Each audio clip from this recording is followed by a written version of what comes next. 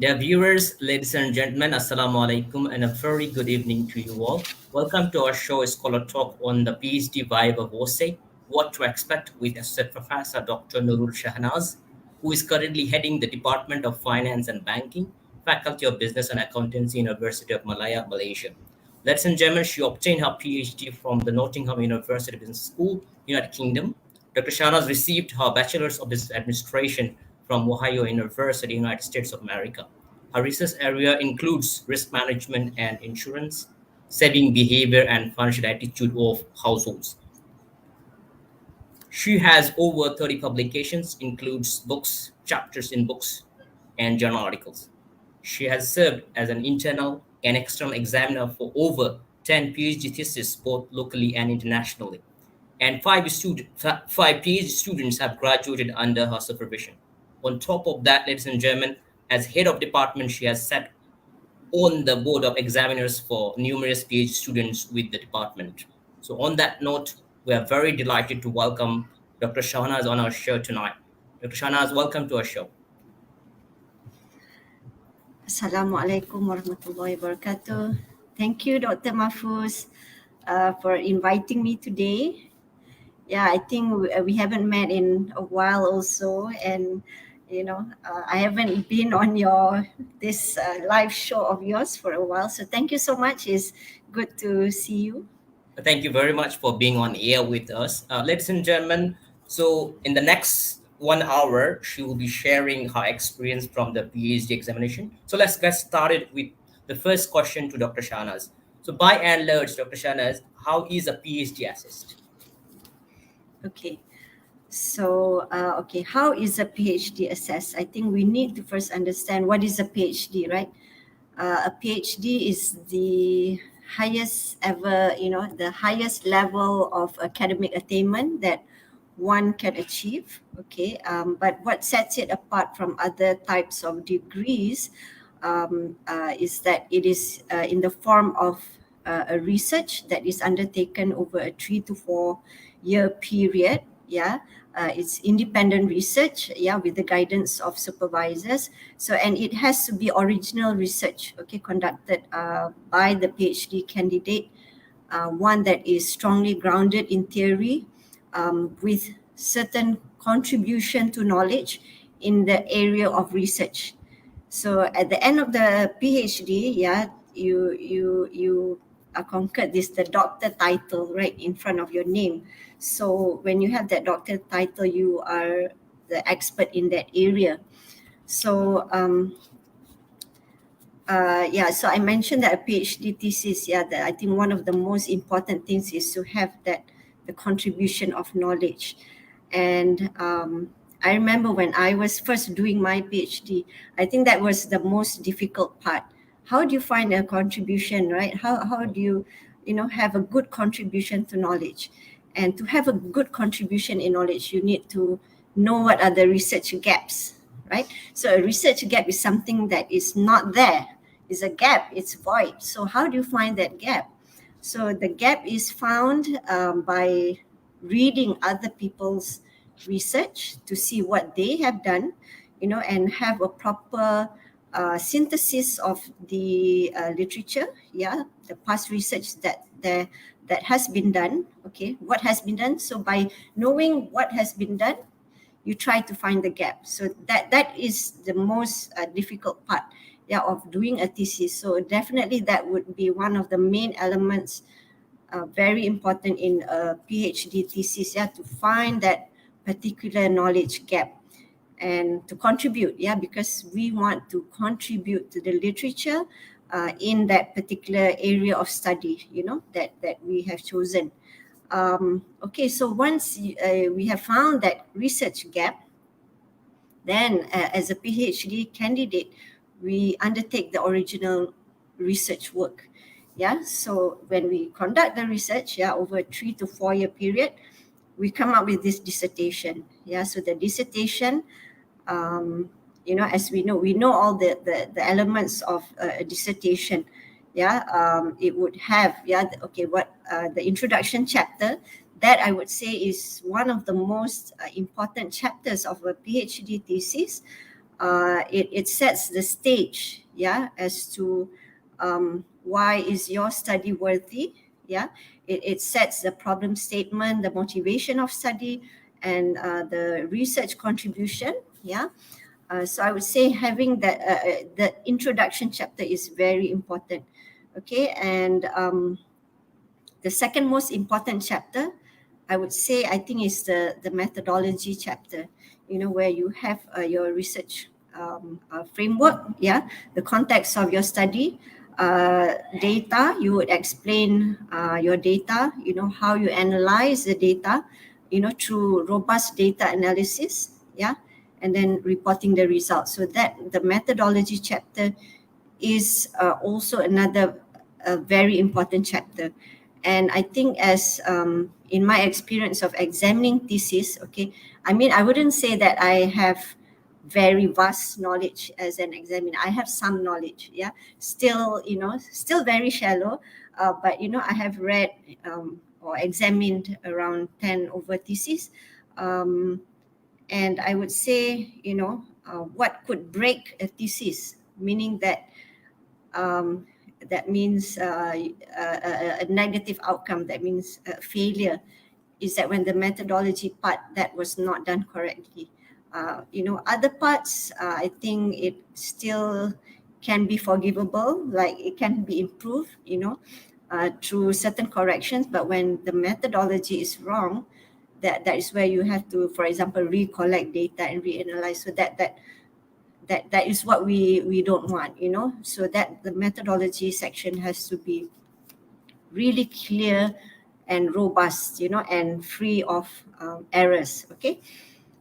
I think maybe the third part, in the PhD thesis is about the literature, a synthesis of literature. So you need not only to report what other people have done, but you need to have very strong foundation in knowing the literature, who are the main scholars in your area, what are the main research papers in your area, what are the debates in the literature, what are the debates, because scholars, as you know, scholars have different schools of thoughts or different opinions on certain things. There will surely be some debates in the literature, so you need to know those debates, and you need to know where you stand, and where your study fits in. So knowing that literature, I think that the literature, another important element. And the discussion of the results. After you do your analysis, you have to report the results and discuss them. So you must need to know how to interpret the data, right? So that is also important. And last but not least, a PhD thesis will also have the component of the last chapter, the conclusion, where it has the implications to research, to research, to practice, to policymakers, and to society, for example. So that chapter, although it is the last chapter, it would answer the question of so what. So in PhD, we always say, so what? You've conducted this research over 3 to 4 years. You've got certain findings. So you found, whatever that you study. So you have some findings. So what? So you have to justify how to bring back, the findings to have some practical implications as well. So I think that is, in general, how a PhD thesis is assessed, from the components of the thesis. So we can go further, and talk about the VIVA and all that as well. Right. Doctor, when it comes to PhD journey, definitely, no doubt, is a very tough journey. So we complete the journey in 3 years, or some of us finish in 3.5 years or 4 years. Then when we complete the drop, we write the drop, then we submit for examination, especially this part of the world, in Malaysia, UK, and some other part, I think. I'm sure you know better. So when we submit for examination, and then we face the VIVA. So definitely, I think whatever we should be done from our own side, we do it. Then we just wait for the VIVA.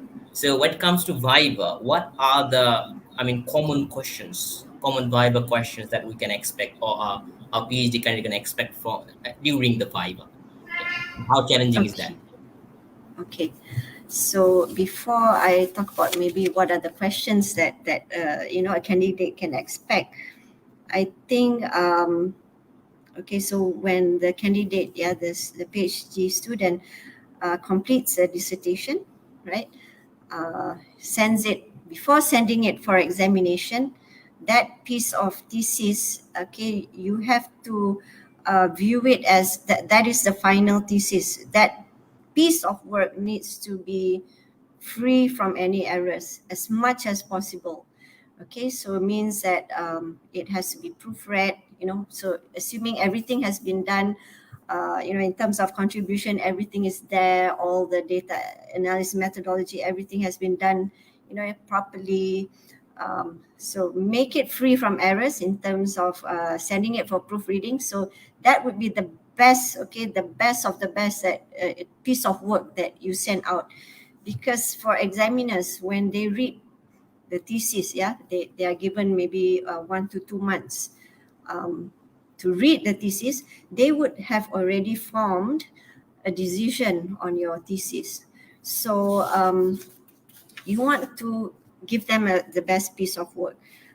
You need to justify everything clearly in the thesis. You have to justify every step of the way, so that this is to minimize any doubts or queries that the examiners may have, because you have explained it clearly in the thesis. So in the thesis, you would try to have to address any questions or doubts that the examiner has. Okay, and the examiners, of course, they are experts, but the way that you write the thesis, it has to be as though the reader doesn't know anything.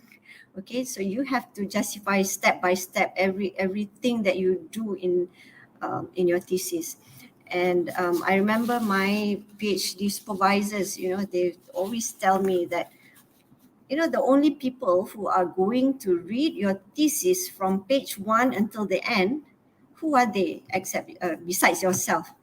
So it's the examiners, and of course your supervisors. So it is the examiners. So you have to make sure from page 1 until the end, okay, everything has to be free from error. So I think, what to expect during a VIVA.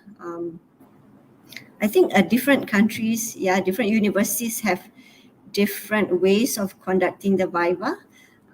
In Malaysia, in particularly, in University of Malaya, and basically other universities in Malaysia as well. I've sat in some of the VIVA. It's quite formal, okay, in terms that there will be a chairperson, a professor. There will be the head of department, and maybe Senate representative, and then there'll be the internal as well as the external examiners. So the way that it is conducted as well, also it depends on the chairperson. Sometimes the questions can be very general, like the chairperson will pass it on to the examiners, internal or external. So what are the questions that you have? And then they can go very generally. In some VIVAs that I've attended, they go chapter by chapter. Okay, chapter 1, okay, internal examiner, do you have, so what are your comments? So when they go chapter by chapter, they can actually go like page by page, so that can last like until 3 hours, that kind of VIVA. I've sat in those kind of VIVA as well, chapter by chapter. Internal, please raise your questions, and then external, give your questions. So different ways that the VIVA can be held, general or specific, chapter by chapter, page by page. That could also happen. Like my experience, my PhD in the UK, I would say it was quite informal and relaxed. It was only me and the the examiners, my internal and external, and myself. Not even supervisors are allowed to be present. So just us, okay? So those are main differences in the style, okay, in the way that VIVAs are held. So okay, so what to expect? I think that it really depends on the examiner. You know, sometimes their questions can be very general, like, okay, what was the motivation of your study? Okay, why did you choose the context of Malaysia? Why did you choose the context of Bangladeshi, for example? Okay, so the context of study also, that one has to be justified very well. I remember when I was doing my PhD, so I'm a Malaysian, doing my PhD in the UK. My data was US data. So my supervisors, you know, they told me that you really have to justify the context of your data. You know, so that is another common question, you know, justifying the context of study. Okay, because you are from that country, that's not sufficient, yeah. So some examiners can be very general like that. Motivation. What is the contribution of your study? How is your study contributing to the literature? How does it add on? How is it different from so and so study? So those could be general. Specific would be like, okay, can you turn to page 101? Tell me what you mean by this sentence. Or, you know, refer to page 99 or whatever, refer to table 5.1. Tell me what this value means, as specific as that. So sometimes the examiners can give you this sort of, I just want to test you kind of questions. So I received that kind of questions as well in my during my VIVA. You know, interpret this number for me. You know, so we know that they're actually just testing. Okay, the VIVA is very important because it the examiners want to establish that you really, the PhD candidate, they did the work themselves and not getting someone else to run the data for them or get someone else to write the thesis for them. Okay, so this is what the Viva Voce is aiming to establish, okay, that the work is original and conducted by the candidate himself or herself. Yeah. So yeah, so generally, I mean, those are the things that you can expect during the Viva. So yeah, what else? Thank you, Doctor. So, Mm. Doctor, what we sometime, I mean, notice that since candidates, you know, they do their work by their own, and the examiners sometimes ad hoc ask question which is very provoking types. So it make us emotional, like, oh, how could we, we sometimes get emotional, like, and hyper when we Yeah. receive the question from the examiners, like, oh, this is not a contribution, it's nothing, all those types of questions. So basically, when you want to answer the questions thrown by the examiners, what would be our approach? I mean, if you could share some of the tips that how should we keep our approach or attitude toward answering the questions, including the limitations, presenting the limitations. Thank you. Yeah.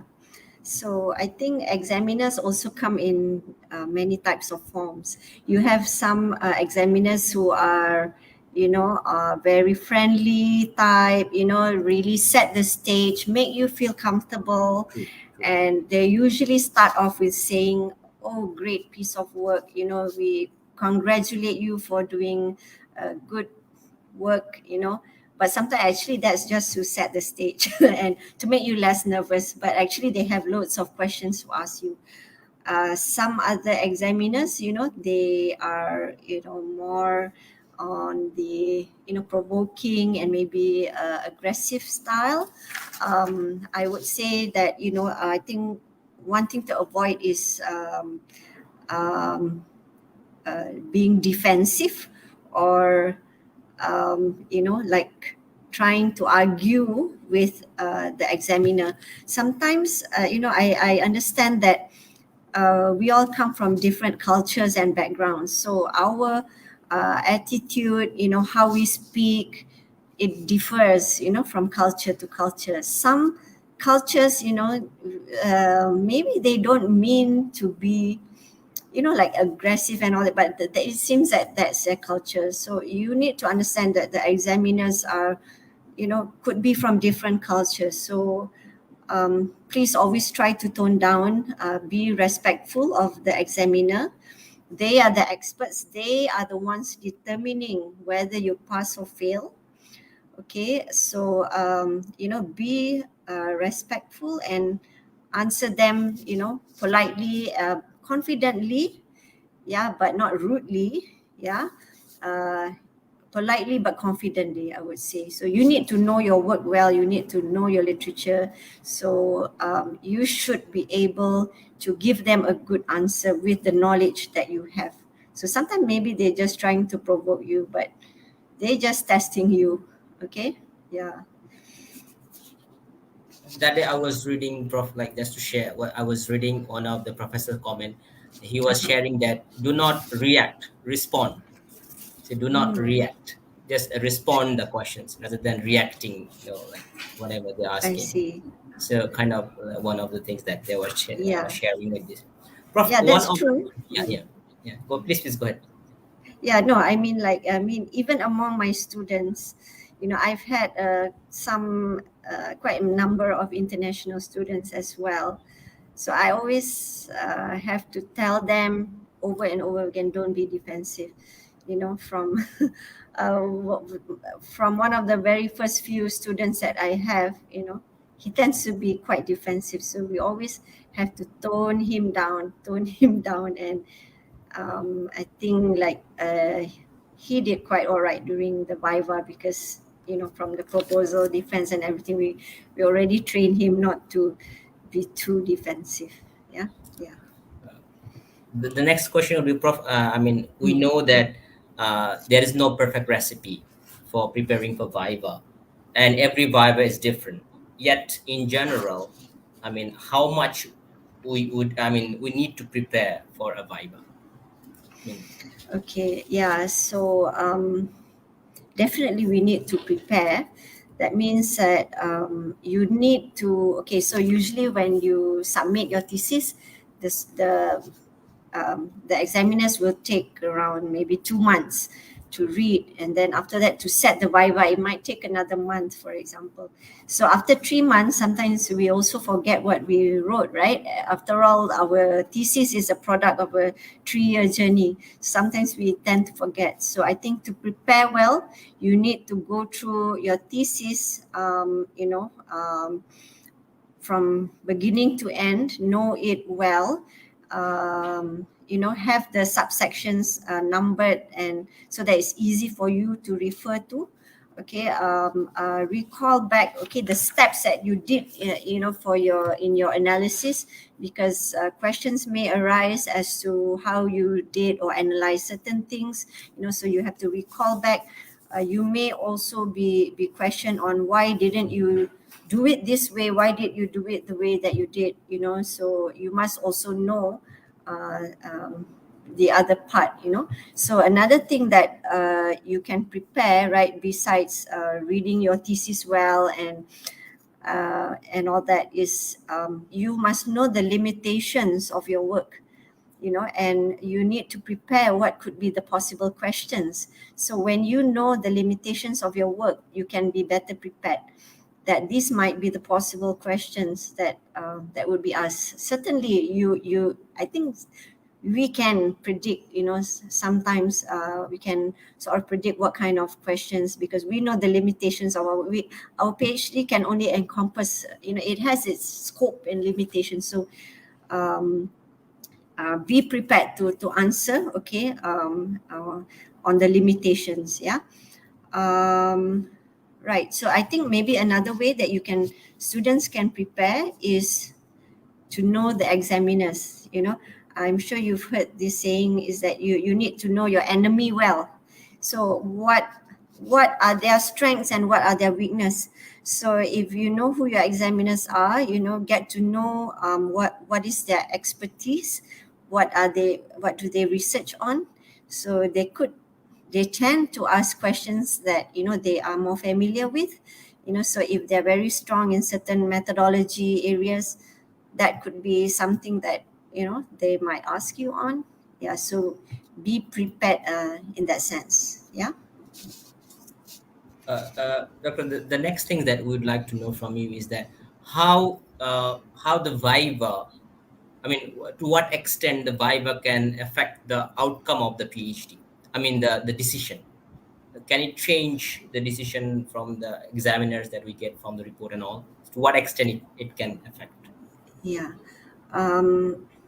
I would say that maybe 90% of the decision would have been made from reading the thesis, but the last 10% that is, it could be, a turn of events sometimes um, from a fail to a pass, or maybe the other way around. Okay, so there have been instances where from a fail to a pass. I mean, I sat in one of those vivas before. Basically, I think the problem was that the thesis was not sufficiently adequately written. The candidate failed to explain every step of the way. So many things were missing. He did not explain himself well. So just from reading the thesis, it was not of a passing level to that certain examiner. But after having the thesis, where the external examiner came, was present and asked the student certain questions on his doubts and everything, clearly the student could answer him very well. Okay, so it seems that in that case, that student actually, he knows the work very well. He knows what he's doing. He knows the area well, but it's just that to translate it into the thesis, that's where he was lacking in. Okay, so so I would say that he performed well in the viva. So the examiner changed the verdict from The final fail decision. to a pass. Yeah. So it actually changed. So I can also tell you another situation where from a pass to a fail. I think okay, the situation was that the student, so this one happened quite a number of years back. The student got re-examination. Yeah, so there are several outcomes, from the viva, is that you could have no corrections, minor corrections, major corrections, re-examination, or just a master's degree or a fail. So I think he got actually the external actually failed him, but the other examiners maybe gave something like a major or re-examination. So overall, he got a re-examination. So there are major parts of his thesis that needed to be worked on, reanalyzed. So that decision, so we had a reviva. It was quite disappointing that the student did not do the corrections that he was supposed to do. And I think that the work was submitted in very hurriedly.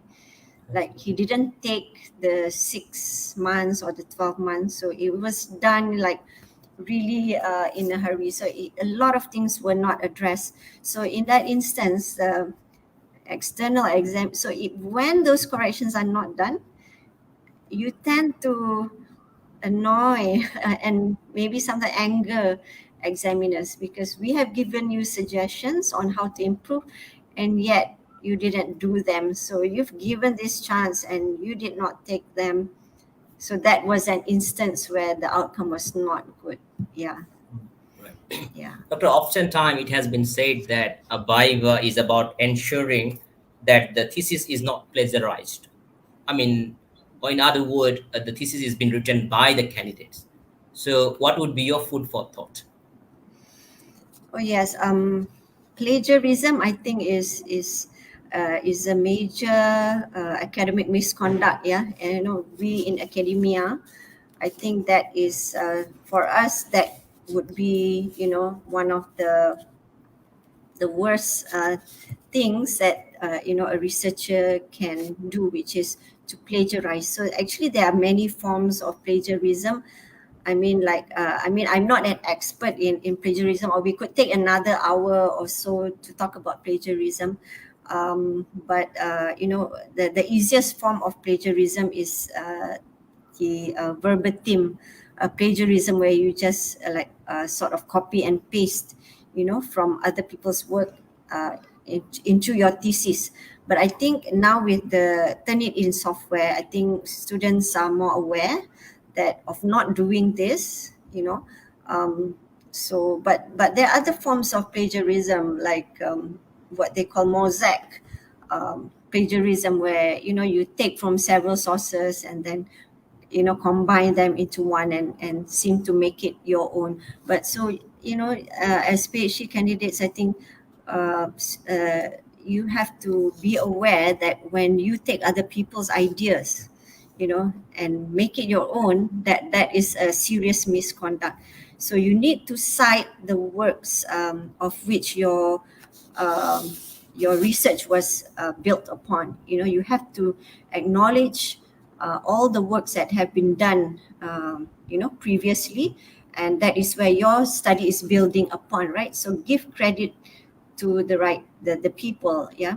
And I think I just came to know about this from one of my students. Apparently there's also what we call paraphrasing type of plagiarism. So this cannot be detected using Turnitin, because they are not copied word for word, but the ideas of others have been paraphrased to make it as though it was the candidate's own ideas. So sadly, there are apps out there that people can use or misuse, like paraphrasing. And the worst thing, I think, is that you can even pay people to to do some of this kind of work for you, which I think that is very unethical. So as PhD students, PhD candidates, this is a time where you are building grounds, how you what kind of researcher you want to become in the future. Basically, I suppose many of you want to become academicians, right? That's why you're doing your PhD. And you will be training others as well. So we want to, we hope that, PhD students, they by having high level of integrity, research integrity, in terms of avoiding all this plagiarism, citing the works properly, not manipulating any of your data, for example. That is another type of misconduct. Yeah. So avoid all these things, so be an ethical researcher. Yeah. Right. Doctor, based on your experience sitting in VIVAs and also being an examiner, so whether having publications, if a student have publications, whether that helps to create an impression or whether that helps during VIVA, based on your experience. Of course, it in University of Malaya, for example, and I think maybe other universities as well, publication is one of the requirement, right? So when the student is able to publish their work, especially in good journals, it is an indication that their work is worthy. Is worthy. So definitely it will increase their credibility, the credibility of their work. Because if good journals can accept the work, that means there must be something good about the research. So definitely, it does contribute, to increasing the credibility of the thesis. Yeah. Right. But Doctor, as we also know that being able to publish does not necessarily means the thesis is extremely well. Sometimes we notice that Yes. people do publish, but at the end of the day, they get re-examination, measure corrections, and all sort of things. So, Yeah. so I mean, what other things basically contribute them, to being like that? That's one. Second one is sometimes we hesitate to cite. If we see a Ah, closed paper like us, so for example, we are working in our thesis, suddenly we notice we're towards the end of our PhD and we notice there's a similar paper or maybe similar work. So we are afraid to cite those works sometimes, just assuming that nobody will notice this one. okay. So I mean, what we should do in that extent if we find some work, similar work towards the end of our Okay. journey. Okay, so I'll answer the first question first, meaning you said that, although candidates have published, it doesn't mean that the PhD, is worthy. So just now I mentioned that yes, indeed, a publication, especially in good journals, would increase the credibility of the research. But on the other hand, it doesn't guarantee it, in the sense that, when you write a paper, a paper is very limited in the sense of the number of words that can be undertaken. So an article, a journal article, produced or published, is very brief. You don't justify every step of the way. You may not, cite everything. You may not cite the all the theories, for example. So, you may not justify every step that you have undertaken in the methodology section or the analysis section. But a PhD has to do that. It's all about justifying, justifying, justifying. Why did you do this? Why didn't you do that? So it's all justifying, um, which you need to put in the thesis, which is not in the paper. Okay, so in I know we have this format, I think something like 3 essays or something like that, but it doesn't mean that the 3 essay format, you can just put in your paper publication, 3 paper publication into there. No, you need to still synthesize the whole thesis. It still needs to have a good motivation at the beginning. It needs to have a good contribution, and the flow from one essay to another. There must be some continuity, and it mustn't feel disjointed. So PhD thesis has to be very comprehensive. Okay, as I mentioned earlier. Okay, and so that hopefully answers the first question. So the second question is like, you are scared to cite a paper because maybe it was recently published and it appears to be in the same area that you have done, right? So I am sure that you can find differences in that paper to your thesis. Okay, it can't be an exact same of ideas. So I think it's best that you acknowledge it.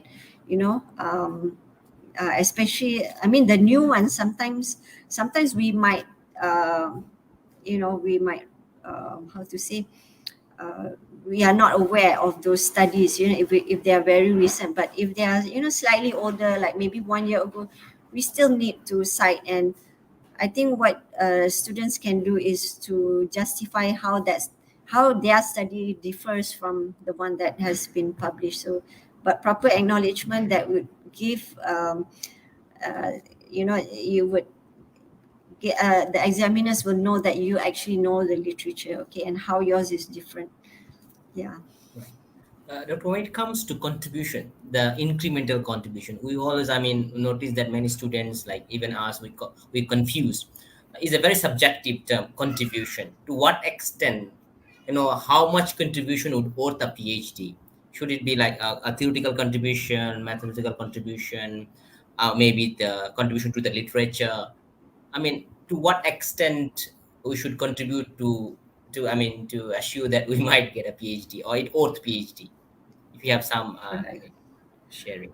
Yeah, I think, yeah, the contribution is definitely the most important part of a PhD thesis. Our contribution is not to have like some rocket science kind of big, huge contribution. An incremental contribution is sufficient. But I think to justify a good contribution, it needs to be motivated from a good problem statement.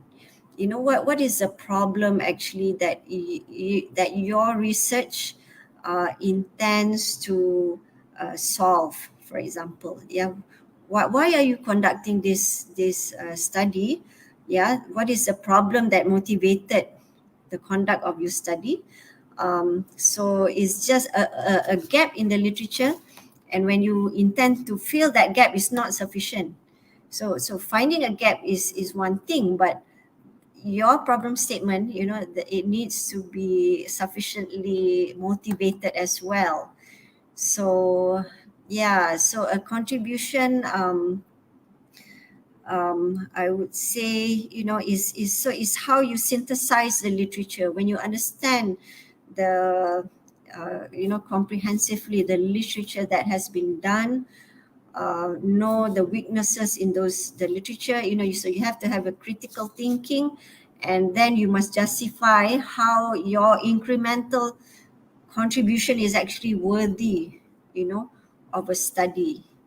So it's very subjective, but again, I also tell my students that a contextual contribution is not a PhD contribution. So say if a study has been done in other parts of the world and you want to do it in Asia, for example, or a certain country, that there is not a sufficient contribution. Contribution has to be more than that, the contextual. And methodological contribution also, of course. But methodology contribution alone also not sufficient. So what you can have is maybe a combination of these types of contribution. You could have one that is contextual, that would be maybe the last one, but first you need to have a contribution to knowledge, and then the methodological, the way that you solve the problem is different from others. You're testing out another tool, and then maybe the contextual contribution. Doctor, coming back to the VIVA outcome again, Yeah. we get minor correction, some no correction, major resubmission, re-examination, and fail, and master's degree. So it comes to like major corrections. We heard the word major correction, and minor correction like 3 months, 6 months, and all. So as a candidate, when we receive this decision, so whether we should quickly correct and submit, or what we should be doing, how carefully and how should we handle this stage, because this is of course stressful because we are still getting corrections and we get afraid of a few things here. Thank you. I think of course any PhD candidate would want to have only minor corrections, I think, but they also need to set in their mind for the worst as well. So I think as long as they get major or minor or major, I think that is already good. Actually, major correction means that you still pass, subject to doing those corrections. So major, if I'm not mistaken, maybe requires some additional writing, or justification, or reorganizing the thesis. It may require some minor reanalysis, for example, but I think for major reanalysis, that would come under re-examination, because sometimes when you reanalyze, you get totally different results. So it may require having to be re-examined. Okay, but I think even if a candidate gets major correction, that is good enough already, and they should be thankful. Yeah. Did that answer your question? Yes. Doctor, can we take some questions from the floor? Yeah. If I may take the first question from, sorry, I can't. Prof, may I ask how long usually a VIVA will last? 3 hours, right?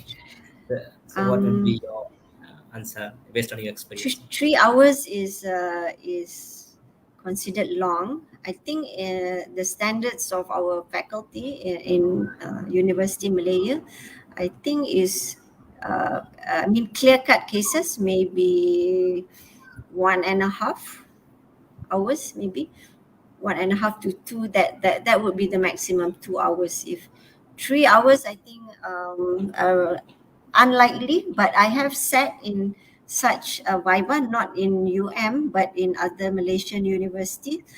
That 3 hours is when I think there were 2 VIVAs that I sat. It actually lasted 3 hours.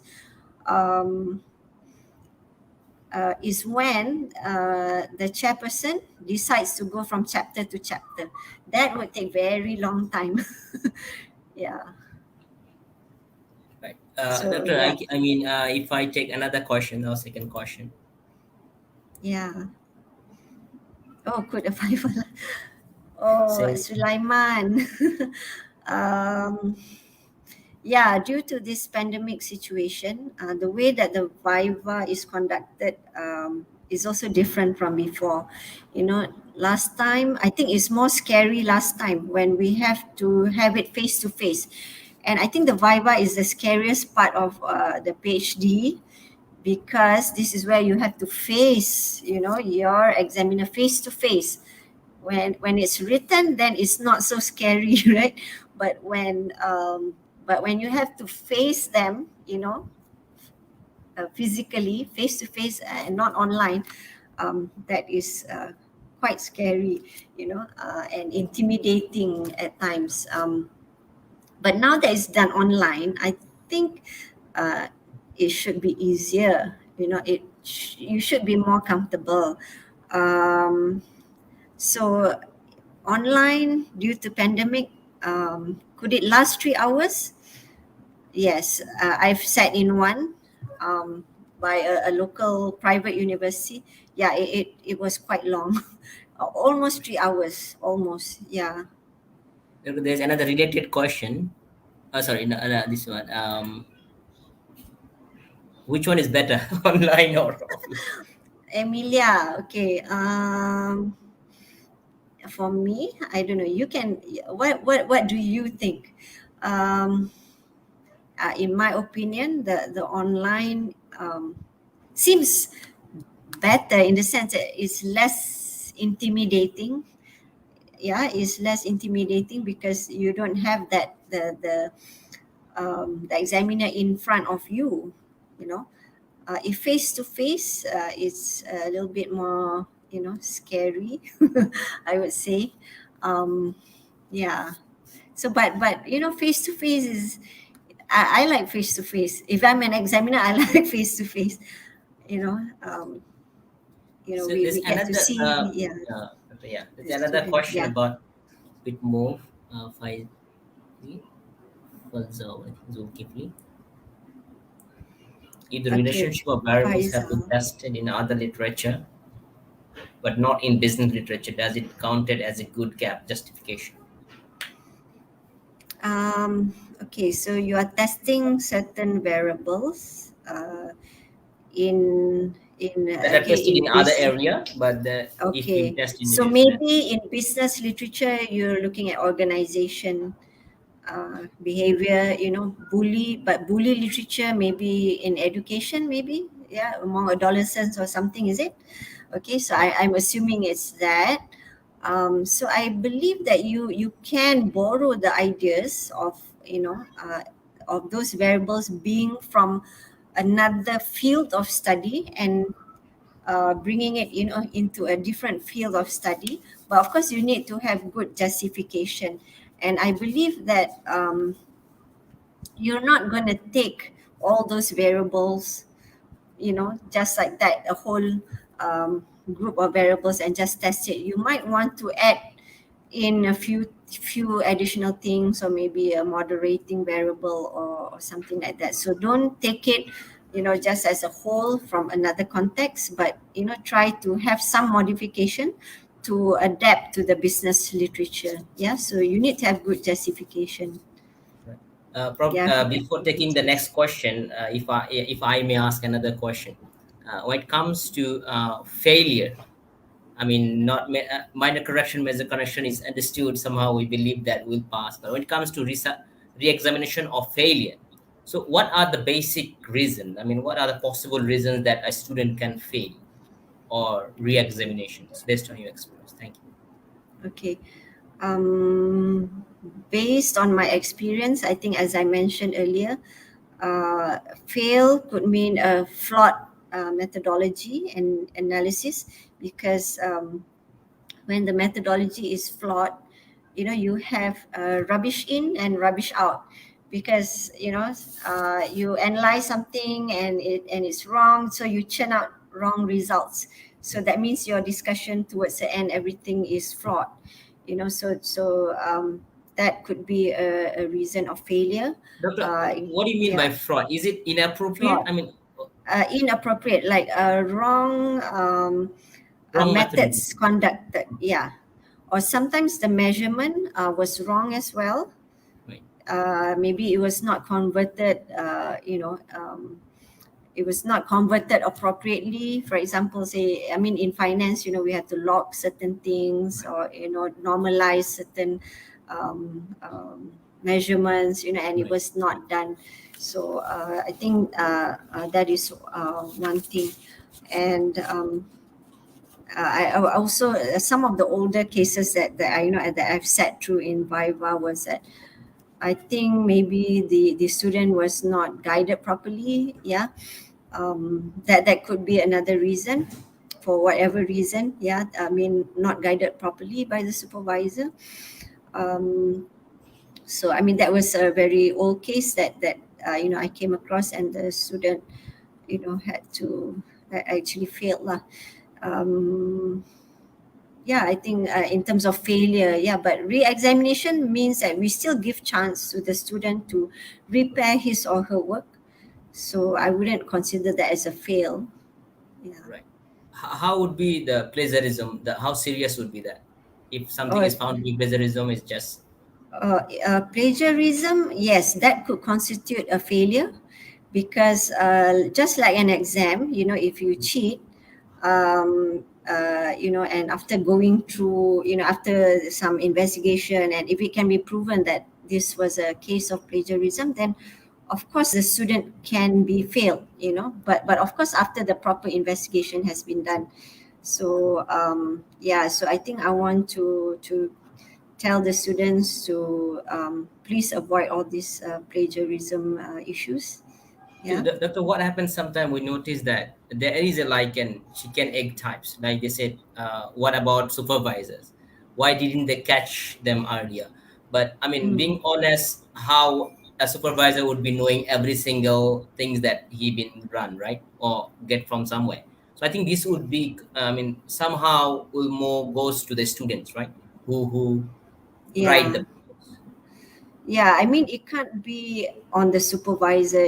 Supervisor, to a certain extent, we trust that, we trust the student, that they are doing the right thing. But sometimes we may overlook, and we are not aware.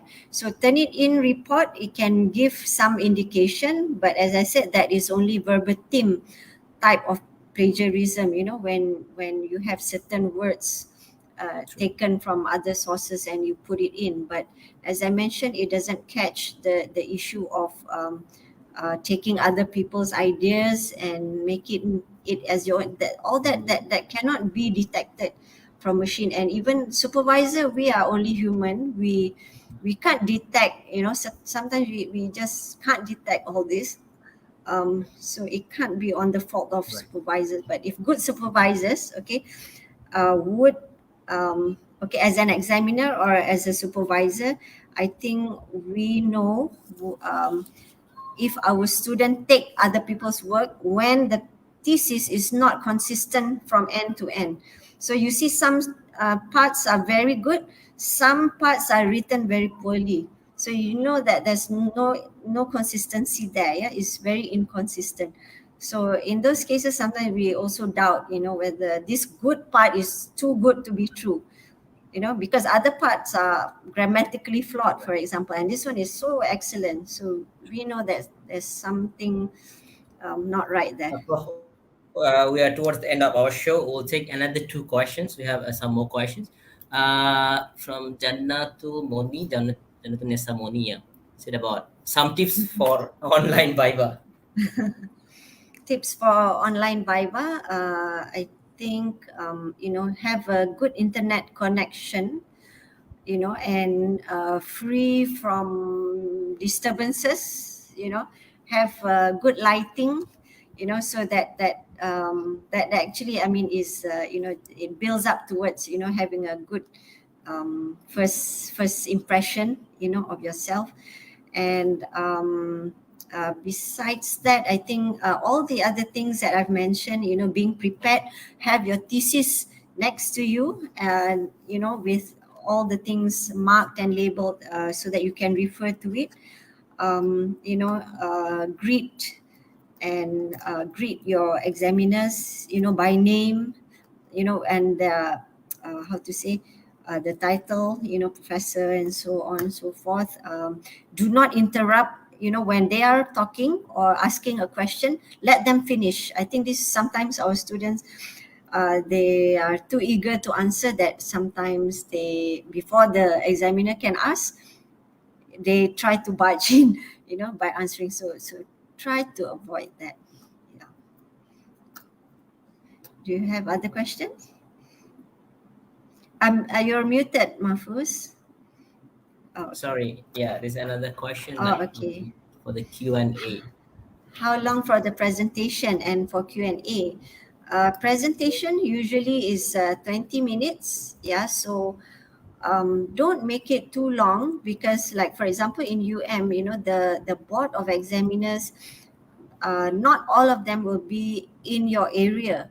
So make the slides and the presentation as simple as possible so that everyone can understand. So the whole thing should be 20 minutes, because the presentation is actually just to show that, you did your work, what you are researching on. And it's not to show that, you did a lot of work, you want to show them everything. No, because the Q&A, that would, the examiners want the time for the Q&A.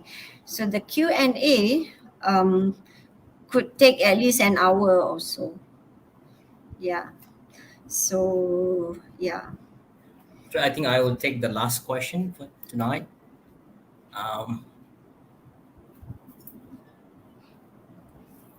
This is just one independent variable, but with some moderating variables. Okay. All right.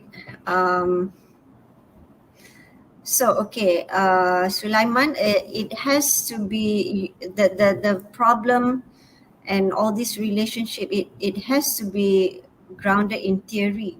So, and past literature. So it cannot be just one independent variable and one dependent variable, because the model may not be strong enough.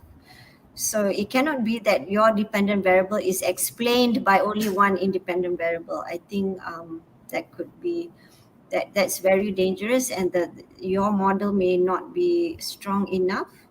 Okay, so there should be more independent variables. So go back to the literature, look at the theory. Yeah, that would give you an idea, but this one is quite is questionable. Yeah, so go back to the theory and the literature. Right, Doctor. So I think we have some other questions, but we wouldn't be able to take all the questions.